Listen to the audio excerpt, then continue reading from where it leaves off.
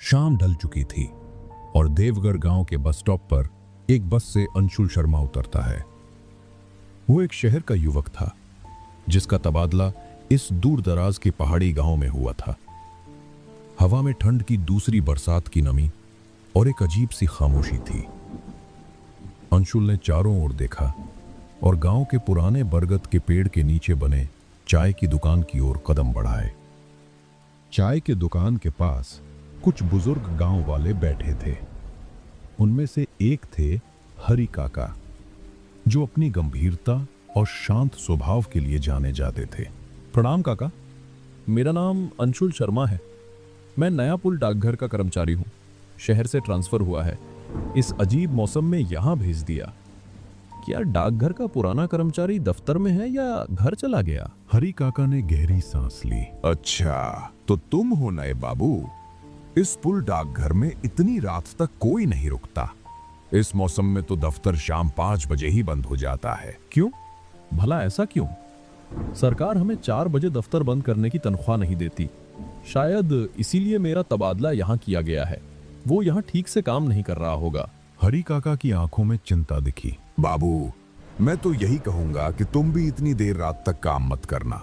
और हाँ, इस मौसम में सारी चिट्ठियां मत देखना, खासकर वो चिट्ठियां जिन पर कोई पता ना लिखा हो। अरे चिट्ठी तो चिट्ठी है काका। डाक बांटना मेरा काम है। कोई भूत प्रेत थोड़ी ही मिलेंगे। ठंड तो शहर में भी होती है, तो यहाँ की ठंड या बारिश से क्या डरना। आपका चेहरा तो ऐसा उतरा है जैसे कोई भयानक चीज देख ली हो। हरि काका ने हंसी मजाक नजरअंदाज किया। हंसी मजाक छोड़ो अंशुल। महीने की अंधेरी रात को जो चिट्ठी आए उसे मत खोलना। वो छाया डाकिया इस ठंडी बारिश में आता है और लोगों को ले जाता है। पिछले साल सुरेश मामा को ले गया था। छाया डाकिया? अंशुल चौंक गया। काका, मुझे तो कहा गया था कि यहां अभी तक कोई डाकिया नियुक्त नहीं किया गया। आपको कोई वहम हो गया होगा। ठीक है, मैं सावधान रहूंगा, पर अब मुझे डाकघर की तरफ ले चलिए। बारिश और बढ़ रही है और ठंड भी लग रही है। हरि काका अंशुल को पुल डाकघर की तरफ ले चले। बारिश तेज हो गई और चारों ओर का दृश्य धुंधला दिखने लगा।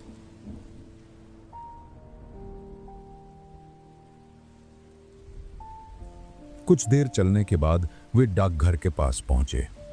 हरि काका ने अंशुल को दरवाजे तक पहुंचाया और तेजी से वापस चले गए। हेलो, मुझे आने में रात हो गई। सारे कर्मचारी चले गए होंगे, पर तुम कौन हो? साहब, मैं दिनेश हूँ, यहाँ का सफाई कर्मचारी। मेरा घर यहाँ से दूर है, इसीलिए मैं बारिश के दिनों में यहीं रात गुजार लेता हूँ। अच्छा दिनेश, मैं अंशुल हूँ। मेरा आज ही तबादला हुआ है। चलो, मुझे दफ्तर का चिट्ठियों वाला कक्ष दिखाओ। दफ्तर की हालत देखकर लगता है कि सब आलसी हैं। दिनेश अंशुल को चिट्ठियों वाले कक्ष में ले आया। कमरे में बेतहाशा धूल थी और जगह जगह कागज और चिट्ठियां बिखरी पड़ी थीं। हे भगवान, कितनी धूल पड़ी है यहाँ पर। कितनी चिट्ठियां बिखरी पड़ी हैं। तुम यहाँ के सफाई कर्मचारी हो, तो ये क्या है? इतनी चिट्ठियां यहाँ क्या कर रही हैं? इन्हें इनके पते तक पहुंचाया क्यों नहीं गया? साहब, ये सारी चिट्ठियाँ बिना पते की हैं। हम में से कोई भी इन्हें नहीं खोलता। बड़े साहब ने ये कमरा बंद ही रखने को कहा था। आपने दिखाने को बोला, इसलिए मैं आपको यहाँ ले आया। तुम्हारा ये क्या मतलब हुआ भला? सब काम न करने के बहाने हैं। कल इन सबको पते तक पहुंचाने का काम शुरू करना है। साहब, आप नई चिट्ठियों को मत छूना, खासकर वो जो बिना पते की होती हैं। ये ठंडी बारिश में वो चिट्ठियाँ आती हैं और जो इन्हें खोलता है वो... दिनेश, ये सब गांव की कहानियां हैं। चिट्ठी बिना पते की हो तो क्या, कोई ना कोई तो भेजता होगा। मेरे सामने काम ना करने के बहाने नहीं चलेंगे। हम काम करने की तनख्वाह लेते हैं, बहाने मारने की नहीं। नहीं साहब, वो छाया डाकिया भेजता है। पिछले साल सुरेश मामा ने ऐसी ही एक चिट्ठी खोली थी। ठंडी बारिश की रात थी। अगली सुबह वो चबूतरे पर पड़े थे। चेहरे पर ऐसी मुस्कान थी जैसे कोई भयानक सत्य देख लिया हो। उसके बाद वो कभी नहीं उठे। क्या हुआ सुरेश मामा को? बोलना दिनेश। और ये छाया डाकिया कौन है? कोई गांव का आदमी तो नहीं जो मजाक करता हो? कोई आदमी नहीं साहब, वो एक छलावा है। दिखने में इंसानी चेहरा और लाल काली आंखें। वो ठंडी हवा में आता है और लोगों को उनके सबसे गहरे डर के पास ले जाता है। आप चिट्ठी मत खोलना साहब। दिनेश बाहर आकर अंशुल को गांव की बातें बता ही रहा था कि तभी बाहर से किसी के आने की आहट सुनाई दी। अनीता, गांव की एक युवती, वहां आई। दिनेश भैया, ये कौन है? वो भी हमारे गांव के डाकघर में? बाहर बारिश बहुत हो रही थी और मैं घर की ओर जा रही थी, तो मैंने सोचा थोड़ी देर यहाँ रुक जाऊं। अरे अनीता, ये अंशुल बाबू है। हमारे गांव में इनका तबादला हुआ है, आज ही पहुंचे हैं। यही डाकघर के नए मुखिया हैं। माफ करना बाबू, मैंने पहचाना नहीं। अगर कोई आपत्ति ना हो तो क्या थोड़ी देर के लिए मैं यहाँ रुक सकती हूँ? छाया डाकिया आ जाएगा, इसलिए डर लग रहा है। हाँ हाँ अनीता जी, वैसे भी ठंड में भीगने से बीमार हो जाओगी। आप बैठिए और मुझे इस डाकिये के बारे में बताइए। जब से यहाँ आया हूँ इसी के बारे में सुन रहा हूँ। यहाँ की चिट्ठियाँ बस कागज नहीं होती बाबू, कुछ चिट्ठियाँ आपके अंदर का डर जगा देती हैं। मेरे चचेरे भाई सुमित ने ऐसी ही एक चिट्ठी पढ़ी थी। ठंडी रात थी, बारिश हो रही थी। फिर क्या हुआ? तुम भी दिनेश जैसी बातें कर रही हो। बताओ ना अनीता, ये पुल डाकघर की कहानियां क्या हैं और ये डाकिया कौन है? मेरा भाई सुमित, उसने बिना पते वाली चिट्ठी खोली और अगली सुबह चबूतरे पर उसका शरीर मिला। चेहरे पर मुस्कान थी। वो छाया डाकिया उसे अपने साथ ले गया था। ठीक है बाबू, बारिश थोड़ी हल्की हुई है, मैं अब घर जाती हूँ।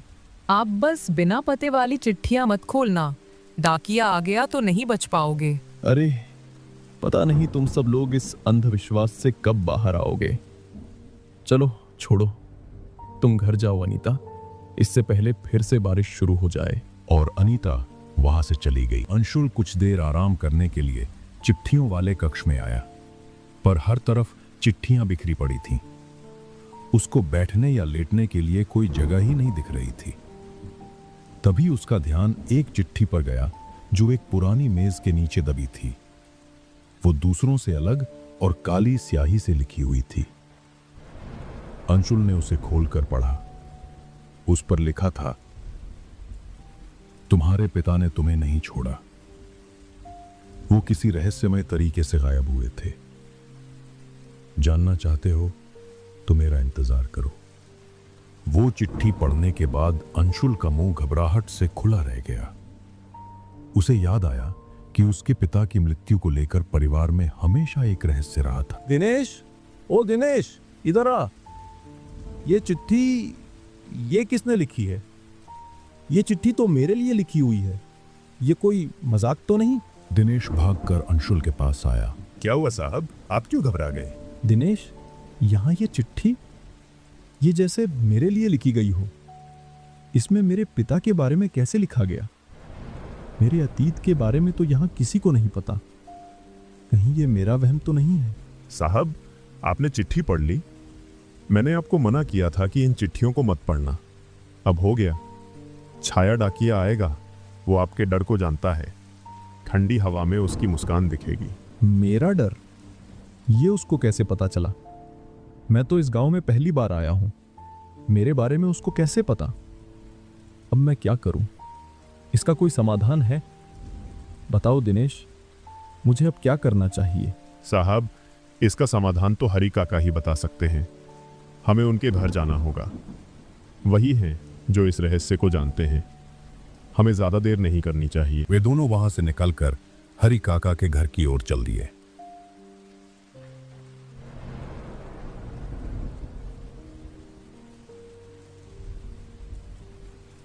कुछ दूर चलने के बाद हरी काका के घर पहुंच गए। अरे हाँ दिनेश, बोलो भाई, क्या बात हुई? कौन सी मुसीबत आ पड़ी जो इतनी रात को, वो भी इस मूसलाधार बरसात में यहाँ चले आए?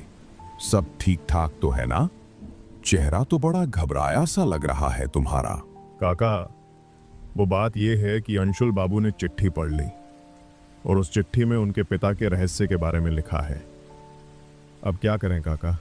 तूने वो बिना पते वाली चिट्ठी क्यों पढ़ ली रे? मैंने साफ मना किया था तुझे उस पर हाथ तक मत लगाना। अब तूने बला को खुद बुला लिया है। सुना है जब कोई ऐसी चिट्ठी पढ़ लेता है तो रात में छाया डाकिया खुद आता है और उसे अपने साथ ले जाता है। काका, मुझे तो ये समझ नहीं आ रहा कि मेरा अतीत जो यहाँ किसी को नहीं पता, मेरे पिता के बारे में उसको कैसे पता चला। और मैं तो आज ही इस गांव में आया, मेरे लिए चिट्ठी कहाँ से आ गई? तू भले ही उसके लिए अनजान हो, पर वो छाया डाकिया तेरे अतीत को अच्छी तरह जानता है। तेरी जो छुपी हुई गलतियां और डर हैं, वो सब उसके रिकॉर्ड में दर्ज हैं। और जब वो तेरे डर को पहचान लेता है, तो वही डर उसे और भी ताकतवर बना देता है। अगर उसने तुझे निशाना बना लिया, तो यहां से बचकर निकलना इतना आसान नहीं रहेगा। अब आप ही बताइए काका, मैं क्या करूं? क्या अब डाकिया मुझे भी ले जाएगा? क्या मेरे साथ भी अब वही होगा जो सबके साथ हुआ? तेरे लिए एक रास्ता बचा है। तू पुराने शिव मंदिर के पास बने खंडित बरगद के नीचे बैठकर ठंडी बरसात में उसका इंतजार करेगा। वहीं उसे माफी और मुक्ति दिलाने की तैयारी करेगा। अपनी हिम्मत और सच्चाई से अगर तू उसकी आत्मा को शांत करवा दिया, तो वही इस गांव को भी माफ कर देगा। वरना ये सिलसिला कभी खत्म नहीं होगा और वो छाया डाकिया फिर लौट कर आएगा। अंशुल, दिनेश और हरी काका की बातों से घबराया हुआ खंडित बरगद के नीचे चुपचाप बैठा छाया डाकिया का इंतजार कर रहा था। चारों ओर सन्नाटा था। बस दूर कहीं लोमड़ियों के रोने की आवाजें रात को और गहरी बना रही थीं। तभी कीचड़ भरे रास्ते पर किसी के धीरे धीरे चलते भारी बूटों की आहट सुनाई दी। कौन है? कौन है वहां पर? मैं तुमसे डरने वाला नहीं हूं। सामने आओ मेरे, जो कोई भी है। मेरे अतीत के बारे में लिखोगे तो तुमको क्या लगा मैं डर जाऊंगा? मैं तुमसे नहीं डरता। हिम्मत है तो सामने आओ। अंशुल की दिल की धड़कन तेज हो गई। उसने मुड़कर देखा। वही छाया डाकिया अपनी पुरानी साइकिल के साथ बिल्कुल उसके पीछे खड़ा था। उसे सामने खड़ा देखकर अंशुल एकदम सहम गया। दिल जोर जोर से धड़कने लगा। बारिश और ठंडी हवा में डर और गहरा हो गया, मगर उसने गहरी सांस ली। मनी मन बोला, अब डर से नहीं, हिम्मत से काम लेना होगा। कौन हो तुम? मेरे बारे में कैसे जानते हो? ये गांव वालों को तुमने क्यों डरा कर रखा है? आखिरकार तुम्हारा मकसद क्या है? मैं जीवन हूं, यहां का असली डाकिया। मैं किसी को नहीं छोड़ूंगा। जो जो मेरे साथ हुआ, उसका बदला तो मैं लेके रहूंगा। तुम में से कोई नहीं बचेगा। अब क्या हुआ था तुम्हारे साथ? मुझे शुरू से बताओ। तुम्हारी मुझसे क्या दुश्मनी है? गांव वालों को तुम क्यों सजा दे रहे हो? बहुत साल पहले इसी गांव के एक रईस आदमी ने मुझ पर चोरी का झूठा इल्जाम लगा दिया था। इन सब गांव वालों ने बिना सच जाने मुझे दोषी बना दिया और मुझे गांव के बाहर पुराने कुएं से बांध दिया। मैं वहां भूखा प्यासा तड़पता रहा, पर किसी ने मेरी मदद नहीं की। इसी ठंडी बारिश की रात को मेरी मौत हुई। देखो, वो सब गलती से हुआ और वो रईस आदमी, वो मर चुका होगा। इतने साल पहले इनके पूर्वजों की गलती की सजा तुम अब लोगों को क्यों दे रहे हो? जो तुम्हारे साथ गलत हुआ उसका मुझे भी दुख है, पर तुम उन लोगों की तरह अन्याय मत करो। मैं ऐसे क्यों जाने दूं सबको? मेरा सच आज तक इस गांव को पता ही नहीं चला। सभी गांव वालों को मेरी सच्चाई बताओ। मेरे साथ क्या हुआ? फिर इस गांव को मैं माफ करूंगा। और तुम्हारे पिता, वो इस कुएं के पास थे। उन्होंने तुम्हारा नाम लिया था, पर वे कुछ कर नहीं पाए थे। मैं तुम्हें उनसे मिलवा सकता हूं। ठीक है, मैं तुम्हारा सच पूरे गांव को बताऊंगा और तुमको इंसाफ दिलवाऊंगा। तुम कृपया सबको माफ कर दो। और मेरे पिता, क्या वो? ठीक है, मैं इस गांव को अब एक मौका देता हूं। माफ कर रहा हूं, पर समझ लो अगर फिर किसी ने वैसी हरकत की तो मैं लौट आऊंगा और फिर किसी को माफी नहीं मिलेगी। ये गांव को पश्चाताप का आखिरी मौका है, अपनी करनी सुधार लो। इतना कहते ही वो छाया डाकिया और उसकी साइकिल हवा में विलीन हो गए। अगले दिन अंशुल ने गांव वालों को जीवन डाकिया की सच्चाई बताई।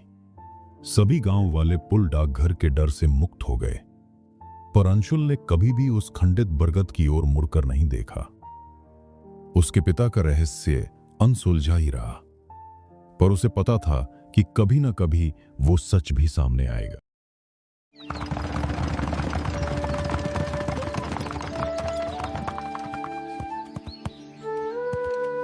एक छोटा सा कस्बा था, नाम था नीलगिरी। वहां एक गरीब दंपत्ति राघव और सिया अपनी रोजी रोटी के लिए छोले भटूरे का ठेला चलाते थे। उनके छोले भटूरे का स्वाद लाजवाब था। मसालेदार छोलों की सब्जी, ऊपर से कटी हुई अदरक और धनिया की खुशबू और फूले फूले गरम भटूरे। लेकिन पता नहीं क्यों अब उनके ठेले पर कोई आता ही नहीं था। उसी कस्बे में बलराज नाम का एक आदमी भी छोले भटूरे बेचता था। उसके ठेले पर रोज इतनी भीड़ रहती कि जगह भी नहीं मिलती थी। एक दिन दो ग्राहक वहीं बात कर रहे थे। अरे भाई, ये बलराज के भटूरों में वो बात नहीं है। स्वाद तो राघव वाले छोले भटूरों में है। सही कहा रे, पर जाने क्यों पैर खुद ब खुद बलराज के ठेले की ओर खींच जाते हैं। पहले तो रोज राघव के यहाँ ही खाते थे। उसके छोलों में जो तीखापन था वो तो मजा दे देता था। अब तो बस मन ही नहीं करता उसके ठेले पर जाने का। उधर राघव अपने ठेले के पास अकेला खड़ा चुपचाप सब सुन रहा था। वो मन ही मन बोला, पहले तो मेरे ठेले पर भी भीड़ लगती थी, अब सब बलराज के पास क्यों जा रहे हैं? क्या उसने कोई जादू कर दिया है क्या? उस रात बलराज ने अपना ठेला जल्दी समेटा। सारे छोले भटूरे बेच चुका था।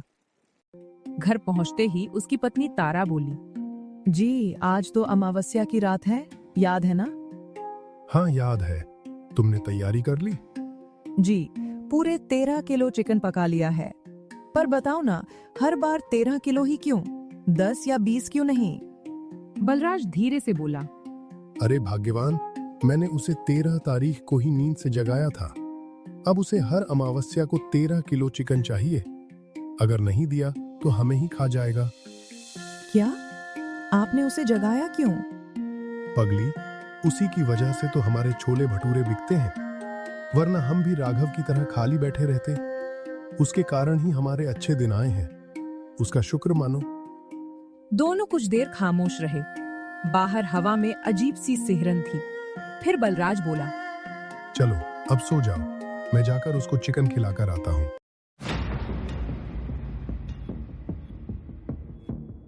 आखिर वो कौन है जो हर अमावस्या को 13 किलो चिकन मांगता है? अगली सुबह सूरज की किरणें कस्बे की पगडंडियों पर फैल चुकी थीं। बलराज अपने ठेले को चमका रहा था। तेल गर्म हो चुका था और भटूरे तलने की खुशबू पूरे चौराहे में फैल रही थी। उसके चेहरे पर वही आत्मविश्वास था, आज फिर भीड़ लगेगी। उधर राघव अपने ठेले पर उदास बैठा था। बर्तन सजे थे, छोलों की सब्जी तैयार थी, पर ग्राहक कोई नहीं। वो मन में बोला, कभी मेरे ठेले पर भी भीड़ रहती थी, अब तो जैसे कस्बे वालों को मेरा चेहरा भी नहीं दिखता। तभी कस्बे में शहर से आए एक दंपत्ति दाखिल हुए, आर्यन और ईशा। उन्होंने एक स्थानीय निवासी को रोका। भाई साहब, हम नए आए हैं इस कस्बे में, नाश्ता करना है, बताइए कहाँ मिलेगा अच्छा नाश्ता? सबसे बढ़िया नाश्ता तो बलराज के ठेले पर मिलता है, यहीं पास में है। दोनों ने शुक्रिया कहा और चल पड़े। जब वे बलराज के ठेले के पास पहुंचे तो वहां भारी भीड़ लगी थी। ईशा बोली, अरे जी, यहाँ तो बहुत भीड़ है, कितना इंतजार करें? सही कहा, चलो कहीं और देखते हैं।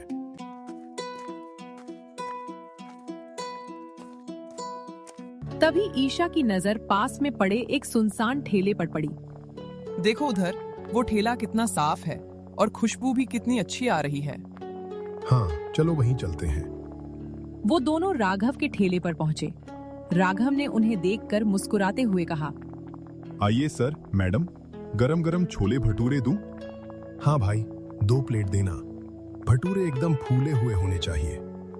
राघव ने स्नेह से 2 प्लेट परोसी। दोनों ने छोले भटूरे चखे। वाह, ये तो वाकई लाजवाब है। सच में भाई, तुम्हारे स्वाद का तो कोई जवाब नहीं। पर एक बात बताओ, इतने बढ़िया स्वाद के बाद भी यहाँ कोई ग्राहक क्यों नहीं? क्या बताऊं साहब, उस बलराज ने कुछ जादू कर रखा है। कस्बे वाले अब मेरे ठेले की तरफ देखते भी नहीं। आप शहर से हैं इसलिए बच गए, नहीं तो आपके पैर भी उसी के ठेले की ओर खींच जाते। अरे भैया, ऐसा कुछ नहीं होता। अपने कर्म देखिए, जादू टोने पर क्यों दोष डालते हैं? इतना कहकर दोनों चले गए। पर उधर बलराज ये सब दूर से देख रहा था। वो तुरंत अपना ठेला समेटकर जंगल की ओर निकल गया। अंधेरा गिरने लगा था। जंगल के भीतर वो एक पुरानी गुफा में दाखिल हुआ। भीतर से कुछ मंत्रों की आवाज आई। हवा भारी हो गई और ठीक 10 मिनट बाद वो पसीने से तरबतर हांफता हुआ बाहर निकला।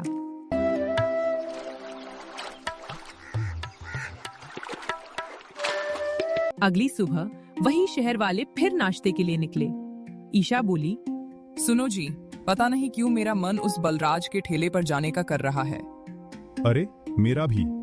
कल तो मैंने कहा था वहां भीड़ ज्यादा है, फिर भी मुझे आज वहीं जाने का मन कर रहा है। दोनों हंसते हुए सीधे बलराज के ठेले पर पहुंचे। राघव दूर से ये सब देख रहा था। उसका चेहरा सफेद पड़ गया। तो अब उन पर भी जादू चल गया। जब आर्यन और ईशा नाश्ता करके लौट रहे थे तो रास्ते में कस्बे के मुखिया मिल गए। कैसे है शहर वाले बाबू, कैसा लगा हमारा कस्बा? बहुत प्यारा कस्बा है मुखिया जी, बस एक अजीब बात है। कल हम राघव के ठेले पर गए थे, आज जाने क्यों हमारे पैर खुद ब खुद बलराज के ठेले की ओर खींच गए। कुछ तो अजीब है उस ठेले में। अरे नहीं बाबूजी, कुछ अजीब नहीं। बलराज के छोले भटूरों का स्वाद ही ऐसा है कि लोग खुद खींच जाते हैं। पर आर्यन और ईशा जब आगे बढ़े तो दोनों के मन में एक ही सवाल गूंज रहा था। क्या सचमुच स्वाद खींचता है या फिर बलराज का कोई रहस्यमयी राज? शाम का समय था। राघव अपने घर में चूल्हे के पास बैठा था कि तभी दरवाजे पर दस्तक हुई। दरवाजा खोला तो सामने आर्यन और ईशा खड़े थे। अरे सर, मैडम, आप यहाँ मेरे घर पर? राघव जी, जो आपने कहा था लगता है वो सब सच है। देखा, मैंने पहले ही कहा था वो बलराज कोई साधारण आदमी नहीं है, पर आपको यकीन ही नहीं हुआ। अब यकीन हो गया है राघव। जो आज हमने देखा उसके बाद शक की गुंजाइश नहीं बची। क्या देखा आपने? हमने बलराज को जंगल की तरफ जाते देखा। एक थैली में कुछ था, शायद वही राज छिपा है वहां। तीनों जंगल की ओर निकल पड़े। हवा ठंडी थी, पेड़ झूम रहे थे और चारों तरफ एक रहस्यमय सन्नाटा था। सुनिए, ये कैसी गंध है, चिकन की खुशबू जैसी। लगता है बलराज ने ही चिकन लाया होगा। दूसरा कौन जंगल में चिकन लाएगा? कुछ दूर जाने पर उन्हें एक पुरानी गुफा दिखाई दी। गुफा के भीतर से किसी के बड़बड़ाने की आवाज आ रही थी, जैसे कोई मंत्र पढ़ रहा हो। राघव सुनो, ये आवाज बलराज की लग रही है। मुझे डर लग रहा है, वापस चले? नहीं ईशा, अब पीछे नहीं हटेंगे, चलिए। तीनों धीरे धीरे गुफा के अंदर गए। उस रात के बाद राघव, आर्यन और ईशा को किसी ने फिर कभी नहीं देखा। कहते हैं तीनों उसी गुफा में कैद हो गए और बलराज का राज ही रह गया। अगली सुबह बलराज ने हमेशा की तरह अपना ठेला लगाया, मुस्कुराते हुए भटूरे तलने लगा और इसी तरह खत्म हो गई कहानी एक लालची छोले भटूरे वाले की।